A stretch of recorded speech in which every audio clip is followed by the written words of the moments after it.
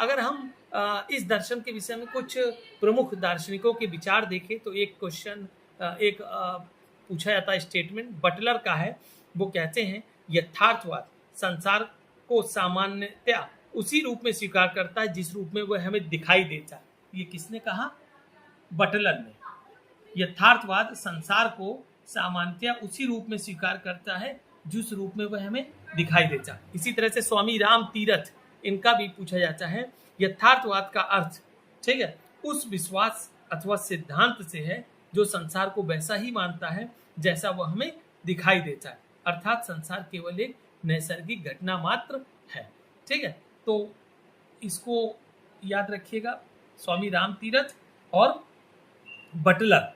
इसके अलावा एक स्टेटमेंट और है जे.एस. रॉस का, जो ये कहते हैं यथार्थवाद ये स्वीकार करता है जो कुछ हम प्रत्यक्ष अनुभव करते हैं उसके पीछे तथा मिलता जुलता वस्तुओं का एक यथार्थ जगत है, उसके पीछे उसी तरह का मिलता जुलता यथार्थ वस्तुओं का एक यथार्थ जगत है। ठीक है, तो बटलर, स्वामी राम तीरथ और जे.एस. रॉस। बटलर और रॉस तो पाश्चात्य दार्शनिक हो गए, स्वामी राम तीरथ भारतीय हैं जो इनके इस विषय में कहते हैं यथार्थवाद का अर्थ उस विश्वास व सिद्धांत से है जो संसार को वैसा ही मानता है जैसा वह हमें दिखाई देता है।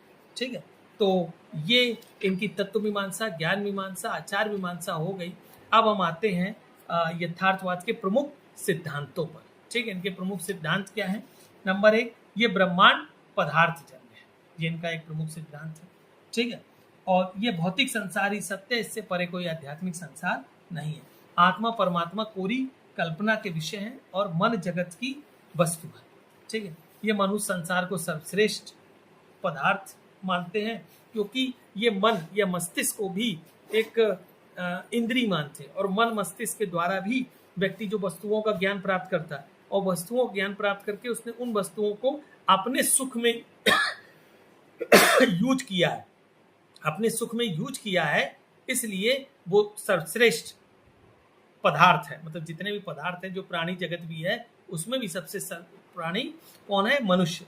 इसके बाद आता है मनुष्य का विकास संसार की नियमितता के अनुसार हुआ, मतलब संसार एक नियम से चल रहा है, उसी तरह से मनुष्य भी उसी नियम से ही डेवलप हो रहा है। और जैसे जैसे संसार में परिवर्तन आता है, और परिवर्तन का दूसरा नाम विकास है, मतलब डेवलपमेंट। चेंज इज ये डेवलपमेंट की तरह मानते हैं। जैसे जैसे चेंजेस आते हैं प्रकृति में, जैसे जैसे डेवलपमेंट होता है, मानव भी उसी प्रकृति के साथ रहता आ रहा है और अपने आप में वो परिवर्तन करता चल रहा है, और इस तरह से उसने अपने आप को भी बहुत कुछ उसी के अकॉर्डिंग समायोजित कर लिया है। ठीक है, और समाज में रहते हुए वो वस्तु जगत का ज्ञान प्राप्त करके अपने जीवन को सुखमय बना रहा है। तो मनुष्य जीवन का उद्देश्य सुखपूर्वक जीना है, और सुखपूर्वक जीने के लिए वस्तु जगत का ज्ञान आवश्यक है, और वस्तु जगत के ज्ञान के लिए भौतिक विज्ञान का ज्ञान और उसका प्रयोग आवश्यक है। ठीक है, और राज्य मनुष्य की द्वारा संयोजित एक व्यवस्था है। तो ये यथार्थवाद के कुछ प्रमुख सिद्धांत हो गए। इनसे क्वेश्चन आ सकता है कोई स्टेटमेंट देकर ये किस दर्शन की विचारधारा से है। अगर आप दर्शन के इन विचारधाराओं के कॉन्सेप्ट को आप समझ गए तो आने वाले वस्तुनिष्ठ प्रश्न में गलती नहीं होगी। इसी से हम यथार्थवादी शिक्षा की विशेषताएं निकाल सकते हैं। कौन सी विचार, कौन से दर्शन के विचार जो हैं वो विज्ञान की शिक्षा पर बल देते हैं। तो विज्ञान पर आधारित शिक्षा किसकी है? यथार्थवाद की। बालक को वर्तमान जीवन पर बल देती है कौन सी दर्शन? यथार्थवाद। प्रयोग और व्यवहारिक जीवन पर बल देता है कौन? यथार्थवाद। प्रयोग और व्यवहारिक जीवन पर। पुस्तकी ज्ञान का विरोध करता है कौन? यथार्थवाद। प्रकृतिवाद भी कर रहा था, इन्होंने भी एजिटिज विरोध किया है। बालक को नियंत्रित स्वतंत्रता देता है। प्रकृतिवाद और यथार्थवाद में यहाँ हम एक अंतर देखते हैं कि प्रकृतिवाद बहुत अधिक स्वतंत्रता देने की बात करता है। ये ना तो आदर्शवाद की तरह बहुत अधिक बंधन की बात करते हैं, और ना ही ये प्रकृतिवाद की तरह पूर्णतः स्वतंत्रता के हिमायती हैं, बल्कि ये दोनों के मिश्रित रूप के हिमायती हैं। ठीक है, और मुक्त्यात्मक अनुशासन और प्रभावात्मक अनुशासन के बीच में इस समन्वित व्यवस्था के ये हिमायती हैं। ये ज्ञानेंद्रियों के प्रशिक्षण पर बल देते हैं, ये व्यक्तिकता और सामाजिकता को समान महत्व देते हैं, जैसा कि आदर्शवाद ने सामाजिकता को नकारा, ठीक है, प्रकृतिवाद ने सामाजिकता को नकारा, ठीक है, और आदर्शवाद ने व्यक्तिकता को बहुत अधिक महत्व दिया। इन्होंने दोनों के समान बल दिया। और यथार्थवादी शिक्षा का नारा है शब्द नहीं वस्तु, शब्द नहीं वस्तु, तो इसको भी ध्यान रखिएगा। और यथार्थवादी अगर हम शिक्षा के संप्रत्यय को देखें कि इनकी शिक्षा क्या है, तो इनके अकॉर्डिंग हम कह सकते हैं वास्तववादी शिक्षा जो है वो विकास की प्रक्रिया है, डेवलपमेंट प्रोसेस, ठीक है। बच्चा जब जन्म लेता है तो उसे अपने आसपास के पर्यावरण की जानकारी नहीं होती है, वस्तुओं का ज्ञान नहीं होता है। शिक्षा के द्वारा उसे आसपास की जानकारी कराई जाती है, उसे वस्तुओं का ज्ञान कराया जाता है। इसके फलस्वरूप धीमे धीमे उसका ज्ञान बढ़ता है, वो अपने जीवन, अपने आसपास उपलब्ध वस्तुओं का अपने जीवन में कुछ सुखमय बनाने में उपयोग करता है। तो इन्होंने कहा ज्ञान ज्ञान के लिए है, यह ज्ञान मुक्ति के लिए है, इसका इन्होंने विरोध किया कि हमें ऐसा ज्ञान नहीं चाहिए जो ज्ञान के लिए हो, ऐसा ज्ञान भी नहीं चाहिए जो मुक्ति की बात करता हो। हमें तो ऐसा ज्ञान चाहिए जो सामाजिक और व्यक्तिगत शक्तियों को पुनर्जीवित करता हो, जो व्यक्ति को कुछ सुखपूर्वक जीवन जीने योग्य बनाता हो। और इसके लिए इन्होंने भाषा और साहित्य के ज्ञान प्राप्त कर लेने को ही पर्याप्त नहीं माना, बल्कि इन्होंने उस ज्ञान को, मतलब विज्ञान के ज्ञान को महत्व दिया जो जीवन के लिए उपयोगी है। इस प्रकार हम देखते हैं कि यथार्थवादी जो है ये उदार शिक्षा और विज्ञान की शिक्षा दो को प्रमुख स्थान देते हैं, बाकी अन्य को ये गौड़ स्थान देते हैं, ठीक है। तो इनकी अगर शिक्षा की विशेषता आएगी तो वो भी आप लोग समझ गए हैं कि कौन कौन सी चीज़ें हो सकती हैं। अगर हम इनके शिक्षा के उद्देश्यों को देखें तो मनुष्य जीवन को सुखमय बनाना इनका उद्देश्य है। मनुष्य जीवन का सुखमय तभी होगा जब शारीरिक रूप से विकास होगा, जब इंद्रिय प्रशिक्षण होगा, जब मानसिक शक्तियों का विकास होगा, जब वैज्ञानिक दृष्टिकोण का विकास होगा, जब व्यावसायिक उन्नति होगी, जब प्राकृतिक और सामाजिक पर्यावरण का ज्ञान होगा। यही सब कराना यथार्थवादी शिक्षा का उद्देश्य है कि इन सब चीज़ों का विकास कराओ, ठीक है, इन सब चीज़ों का डेवलपमेंट कराओ, बच्चों में वैज्ञानिक दृष्टिकोण डेवलप हो, बच्चों में आसपास के वातावरण का अनुभव प्राप्त हो, बच्चों में व्यावसायिक उन्नति डेवलप हो। ये इनकी शिक्षा का प्रमुख उद्देश्य। अगर हम इनकी पाठचर्या को देखें तो यथार्थवादी कहते हैं ना कि जीवन में प्रत्येक ज्ञान जरूरी है, जीवन में कोई ना कोई सभी विषय ऐसे हैं जो हमारे जीवन को सुखमय बनाते हैं। कोई ऐसा विषय नहीं है जो हमारे जीवन को सुखमय नहीं बनाता। अगर हम पाक कला, मतलब खाना बनाने का भी कला है, उसको भी हमारे जीवन को सुखमय बना, हम अच्छा खाना बना पाएंगे, अच्छा खाना खाएंगे, हमारी इंद्रियों को संतुष्टि सुख होगा, ठीक है। इसी तरह से उस ज्ञान का भी जीवन में महत्व है, ठीक है। अगर हम संगीत प्राप्त कर सुनते हैं तो हमें मानसिक शांति मिलती है, ठीक है। अगर हम शारीरिक क्रियाओं में लगते हैं तो हमारे शारीरिक बल मिलता है। तो कहने का तात्पर्य कोई भी ऐसा ज्ञान नहीं है जिसकी जीवन में उपयोगिता ना हो, तो ज्ञान की जीवन में बहुत अधिक उपयोगिता है। इसलिए ये सभी विषयों का को पाठचर्या में रखने की बात करते हैं। तो इनकी पाठचर्या बहुत विस्तृत हो गई। अगर आपसे क्वेश्चन आता है कि कौन सा दर्शन है जिसकी पाठचर्या सर्वाधिक विस्तृत है, तो यथार्थवादी करीब 25 से 30 विषयों को ये स्थान दे देते हैं। उनके द्वारा निश्चित पाठचर्या बहुत लंबी है और सबसे अधिक बल इन्होंने व्यावसायिक शिक्षा पर दिया है, ठीक है। इनके द्वारा निश्चित पाठचर्या में व्यावसायिक विषय और विज्ञान के विषय प्रमुख, और इतिहास, भूगोल, कानून के विषय गौड़ मतलब सेकेंडरी, और साहित्य, कला, संगीत के स्थान विषय गौड़तम स्थान पर है, ठीक है। तो वास्तववादियों ने बालकों को रुचि के अनुसार विषय छांटने की स्वतंत्रता भी दी है कि अपने इंटरेस्ट के अकॉर्डिंग आप विषय ले सकते हैं। तो जो विस्तृत पाठचर्या हो गई है उसकी भरपाई हो जाती है, ठीक है। इन्होंने मातृभाषा को विकास की आधारशिला माना, ठीक है। इन्होंने जीविकोपार्जन के लिए व्यवसाय को अत्यंत आवश्यक माना। तो ये इनकी एक महत्वपूर्ण बात है कि आज सबकी आवश्यकता जीविकोपार्जन की आवश्यकता है, तो इसकी बात यथार्थवादी करते हैं। अगर हम यथार्थवादियों की शिक्षण विधियों को देखें तो ये प्रचलित शिक्षा प्रणाली शब्द का ज्ञान कराती है। ये कहते हैं कि जो वर्तमान में शिक्षा प्रणाली चल रही है ये शब्द का ज्ञान कराती है। बालकों को जीने के लिए तैयार करने में वर्तमान शिक्षा प्रणाली असफल साबित हुई है, ठीक है। तो इनके अनुसार इन्होंने वर्तमान शिक्षा प्रणाली का विरोध किया और इन्होंने अपनी शिक्षण पद्धतियों में ज्ञानेंद्रियों के माध्यम से स्व अनुभव के द्वारा, ठीक है, और स्व निरीक्षण के द्वारा स्व उस पर बल दिया कि स्व अनुभव, स्व निरीक्षण और ज्ञानेंद्रियों के द्वारा सीखना चाहिए, ठीक है। वास्तववादी ज्ञानेंद्रियों को ज्ञान का द्वार मानते हैं, प्रारंभ में बच्चों के ज्ञानेंद्रियों के प्रशिक्षण पर बल देते हैं, ठीक है। और मिल्टन ने भ्रमण और यात्रा विधि को बहुत महत्वपूर्ण स्थान दिया, ठीक है, इसके द्वारा सीखे। लॉक ने निरीक्षण और देशाटन एवं अनुभव द्वारा सीखने की बात की। तो यहाँ पर याद रखिए, मिल्टन भ्रमण और यात्रा विधि, लॉक निरीक्षण, देशाटन और अनुभव विधि, ठीक है, को महत्व देते हैं, है ना।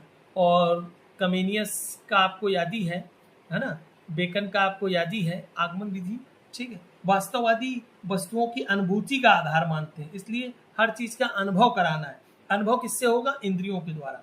तो इन्होंने कहा शब्द द्वारा ना पढ़ाओ। अगर हम शब्द द्वारा पढ़ाते हैं तो बच्चा उतना समझ नहीं पाता। हमें बच्चों को पढ़ाते समय वस्तुओं को लाना चाहिए, ठीक। अगर वस्तुओं को रियल नहीं ला सकते तो हम उनका मॉडल लेकर आए। इसीलिए जो हम लोग टीचर एजुकेशन में जो बच्चों की टीचिंग कराते समय टीचर्स को मोटिवेट करते हैं कि आप लोग क्लास में सहायक सामग्री का यूज कीजिए, दृश्य श्रव्य सहायक सामग्री, ठीक है। तो उससे बच्चों को अनुभव होता है उस वस्तु का जिसको वो शब्दों के माध्यम से सुन रहे होते हैं। तो शिक्षा में दृश्य श्रव्य सामग्री के प्रयोग और उसको महत्वपूर्ण स्थान दिलाने का श्रेय जो है वो यथार्थवादियों को भी है। इसके साथ साथ शिक्षा में भ्रमण विधि के स्थान दिलाने का श्रेय भी यथार्थवादियों को। इसके साथ साथ पाठचर्या को भी जो स्थापना इन्होंने की है, क्रियाओं को जो महत्व बढ़ा है, उसमें भी योगदान यथार्थवादियों का है।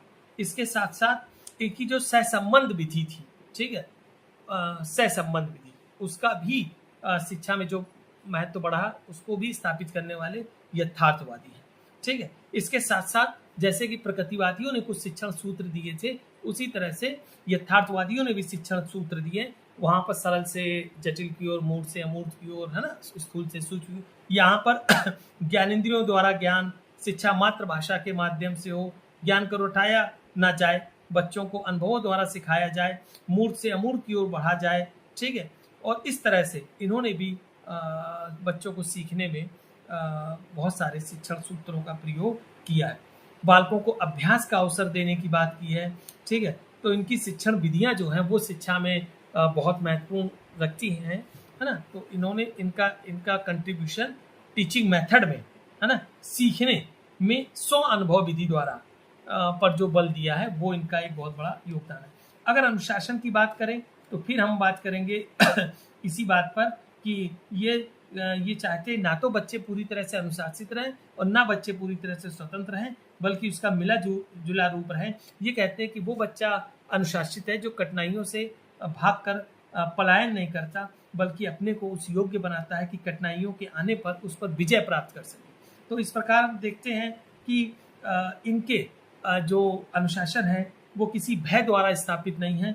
इनका जो अनुशासन है वो एक ऐसे भौतिक पर्यावरण की स्थापना की बात करते हैं जिसमें वो रहते हुए बच्चा का अनुशासन में रहने का स्वभाव बन जाए, ठीक है। बालक के सामने प्रेम, सहानुभूतिपूर्ण वातावरण प्रस्तुत किया जाए ताकि बच्चे को उसमें अपने को एडजस्ट कर ले, ठीक है। और वो यथार्थवादी प्रभावात्मक और मुक्त्यात्मक अनुशासन के समन्वित रूप, मतलब प्रभावात्मक अनुशासन हो और मुक्त्यात्मक अनुशासन हो, इसके समन्वित रूप की वो बात करते हैं।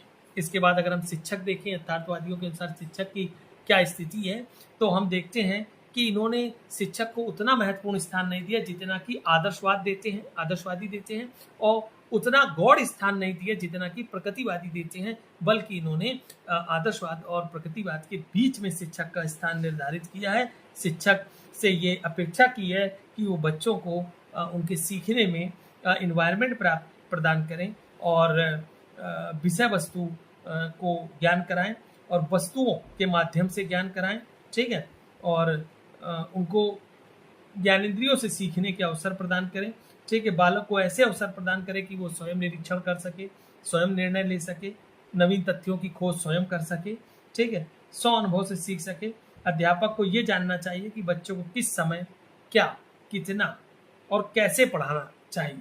ठीक है, इसके लिए वे अध्यापकों के प्रशिक्षण की बात करते हैं। तो अध्यापकों के ट्रेनिंग की बात करने वाली दार्शनिक विचारधारा है। तो अगर आपसे क्वेश्चन आता है कि किस दर्शन की विचारधारा ने टीचर्स ट्रेनिंग की बात की है, तो आप कहेंगे यथार्थवाद। इसके बाद शिक्षार्थी को देखें तो यथार्थवादियों ने, यथार्थवादी विचारधारा को हम वास्तववादी विचारधारा भी कहते हैं, क्योंकि ये रियलिज्म है ना, रियल मतलब वस्तु, तो वस्तुवादी विचारधारा वास्तविक जीवन की बात करती है, इस जगत की बात करती है, यथार्थ की बात करती है, तो इसे वास्तववाद के नाम से भी जाना जाता है। तो वास्तववादी विचारधारा जॉन लॉक जो हैं विचारक, ये बच्चे को जन्म से कोरी स्लेट मानते हैं। इनको कहना है कि बच्चों को जैसा, ठीक है, पर्यावरण दिया जाएगा वो वैसे ही बनेंगे।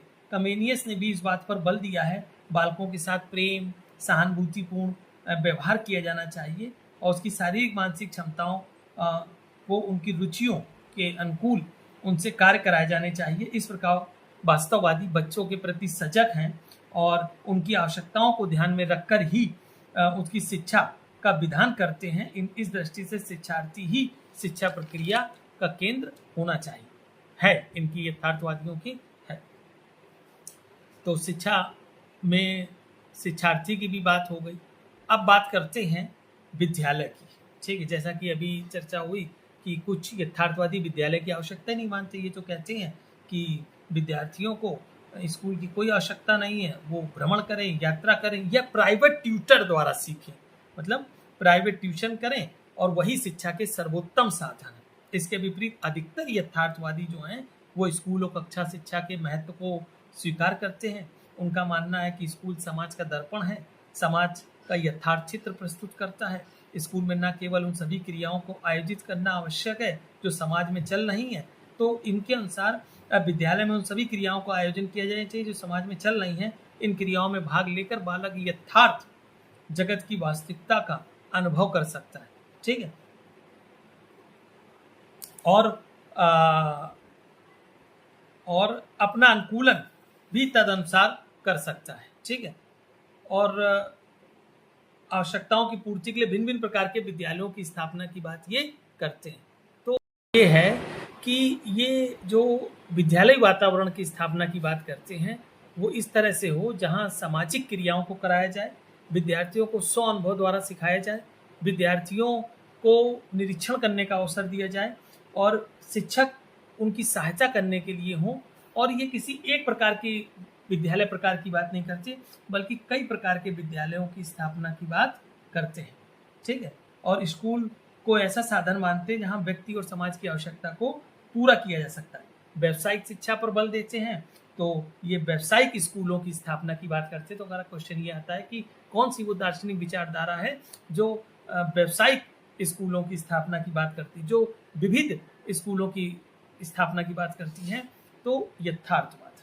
ठीक है, अब अगर हम यथार्थवादियों का मूल्यांकन करें, ठीक है, तो इनके जो शिक्षा के अंग हैं, ठीक है, अच्छा ये छात्र छात्रा, स्त्री पुरुष, ठीक है, बालक बालिकाओं को साथ रखकर पढ़ाने की बात करते, मतलब सह शिक्षा के हिमायती हैं।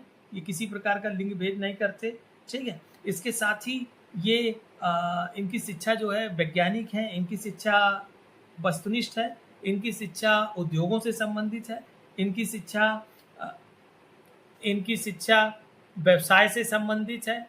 ठीक है, जब इनका मूल्यांकन कर रहे हैं तो यथार्थवादियों ने जो आज हमारी शिक्षा व्यवस्था चल रही है उसमें यथार्थवादियों का बहुत बड़ा योगदान है। मतलब वस्तु ज्ञान, ठीक है, विज्ञान के विषयों को महत्ता, विविधपूर्ण पाठ्यक्रम, विभिन्न विषयों को महत्व, ठीक है, अनुशासन के क्षेत्र में, विद्यालय के क्षेत्र में, शिक्षक के संबंध में, शिक्षार्थी के संबंध में इनके जो विचार हैं वो बड़े उपयोगी हैं। इन्होंने व्यवहारिक शिक्षा पर बल दिया। ठीक है, इन्होंने यथार्थवादी उद्देश्यों का प्रतिपादन किया। ये रोटी कपड़े और मकान जैसी जो प्रारंभिक आवश्यकताएं हैं उसकी पूर्ति, उनकी समस्या के समाधान पर इनका ध्यान जाता है। ये वैज्ञानिक विषयों पर बल दे रहे हैं, ये नई शिक्षण विधियों को लेकर आ रहे हैं। ठीक है, इनकी शिक्षण विधियों में जो है वो आगमन प्रणाली है, वैज्ञानिक विधि है, दृश्य श्रव्य साधनों का प्रयोग है, ठीक है, पार्श्वगामी क्रियाओं का प्रयोग है, सहसंबंध विधि है, प्रयोगात्मक विधि है, भ्रमण विधि है, यथार्थ विधि है। तो ये सब इनकी नई नई शिक्षण विधियां हैं। इसके साथ साथ ये शिक्षक प्रशिक्षण पर बल दे रहे हैं, ये भी इनकी शिक्षा की विशेषता है। इसके साथ साथ ये विद्यालय का सामाजिक स्वरूप स्थापित करने की बात कर रहे हैं। अनुशासन के क्षेत्र में ये प्रभावात्मक और मुक्त्यात्मक दोनों अनुशासन के समन्वित रूप की बात कर रहे हैं, ठीक है। ये सह शिक्षा के हिमायती हैं, ये व्यावसायिक शिक्षा के हिमायती हैं, इनकी शिक्षा का केंद्र शिक्षार्थी है। तो ये सब इनकी शिक्षा की प्रमुख विशेषता है। लेकिन सब कुछ सब में अच्छा नहीं हो सकता, कुछ कमियां भी हैं। जैसा कि प्रकृतिवाद पे आरोप लगा था, उसी तरह का आरोप हम यथार्थवाद के संदर्भ में भी देखते हैं कि ये एकांकी दर्शन है, ये केवल इस जगत की बात करता है, किसी अन्य जगत की अध्यात्म की बात नहीं करता, ठीक है। इस लोक से परे किसी लोक के लिए बात नहीं करता, ये ईश्वर की पूरी तरह से उपेक्षा करता है, ये धर्म की पूरी तरह से उपेक्षा करता है, ठीक है। ये केवल भौतिक वस्तुओं को ही महत्व देता है, ये केवल व्यक्ति को इसी जीवन के लिए ही तैयार करने की बात करता है। तो ये दर्शन कुछ एकांकी लग सकता है, असंतुलित लग सकता है, व्यक्तियों के लिए मानसिक असंतोष का कारण बन सकता है। इससे हमें बहुत सारे प्रश्न नहीं मिलते, के जवाब नहीं मिलते कि सृष्टि क्या है, इस पर ये विचार ही नहीं कर रहा, सृष्टा क्या है, इस पर ये विचार ही नहीं कर रहा, है ना। ये विचार ही नहीं कर रहा कि इससे परे कोई संसार है कि नहीं, जीवन क्या है, मृत्यु क्या है, आत्मा क्या है, परमात्मा क्या है, जड़ क्या है, चेतन, मतलब इन चीज़ों, बस वो ये कह के ख़त्म कर देता है कि पदार्थ की सत्ता है और हर चीज़ पदार्थ से बनी है, ठीक है। और आत्मा भी पदार्थ जन चेतन तत्व है, और आत्मा में जो पदार्थ की सत्ता है उसी से जन्म है, जीवन है, और उसी का खत्म हो जाना, चेतना का चला जाना, मरण है, ठीक है। इसके अलावा इनका कुछ मतलब आरोप लगता है कि पाठ्यक्रम बहुत अधिक असंतुलित है, मतलब बहुत अधिक पाठ्यक्रम में विषयों को कर दिया गया है। बहुत सारे ऐसे विषय हैं जो उतने अधिक आवश्यक नहीं है, फिर भी उनको रखा गया है, ठीक है। इसके अलावा आदर्श विहीन शिक्षा है, मतलब जब अध्यात्म की बात ही नहीं है तो आदर्श विहीन शिक्षा की भी आरोप लगता है। लेकिन इसके बावजूद भी यथार्थवादियों ने हमारे जीवन की बहुत सारी समस्याओं का हल प्रस्तुत किया है। इस जीवन के लिए हमें वैज्ञानिक विषयों के लाभ उठाने की बात की है, ठीक है। लिंग भेद की समाप्त किया है। किसी काल्पनिक जगत के लिए ये उड़ान नहीं भरते, ये इस जीवन की समस्त समस्याओं को वस्तुनिष्ठ ढंग से सुलझाने की बात करते हैं, ठीक है। और हमें अंधविश्वास, कूपमंडूकता की दुनिया से निकाल कर वास्तविक दुनिया में प्रवेश कराते हैं। और इसी के साथ साथ लेकिन एक कमी है कि आध्यात्मिक जगत को नकार देने के कारण ये हमें एक वो जो आनंद की अनुभूति है, जो ईश्वर की अनुभूति है, उससे ये वंचित कर देते हैं। उसका ज्ञान कराने में ये असफल रहे हैं। हमें इस जीवन की समस्याओं के समाधान हेतु वास्तववाद पर और आध्यात्मिक जीवन की प्राप्ति के लिए हमें आदर्शवाद पर निर्भर रहना पड़ेगा, तभी हम अपने जीवन को संतुलित ढंग से जी पाएंगे। तो यथार्थवाद से संबंधित इन महत्वपूर्ण तथ्यों के द्वारा हम यथार्थवाद के पूरे दर्शन, जिसमें तत्व मीमांसा, ज्ञान मीमांसा और आचार मीमांसा है, और इसका एजुकेशन में इम्प्लीकेशन कि उनकी शिक्षा का संप्रत्यय क्या है, और शिक्षक शिक्षार्थी संबंध क्या है, पाठ्यक्रम क्या है, अनुशासन क्या है, विद्यालय क्या है, इसको समझ सकते हैं, ठीक है। और इससे संबंधित इन्हीं सबसे क्वेश्चंस आएंगे इनके दार्शनिकों से, उनके द्वारा लिखित विचारों से, पुस्तकों से, ठीक है, और इनकी शिक्षण विधियों आदि सभी से। तो अगर इसको प्रैक्टिस सेट इसका लगा लिया जाए तो इस से आपको आगामी परीक्षा में सारे वस्तुनिष्ठ प्रश्न आपके सॉल्व हो जाएंगे, ठीक है।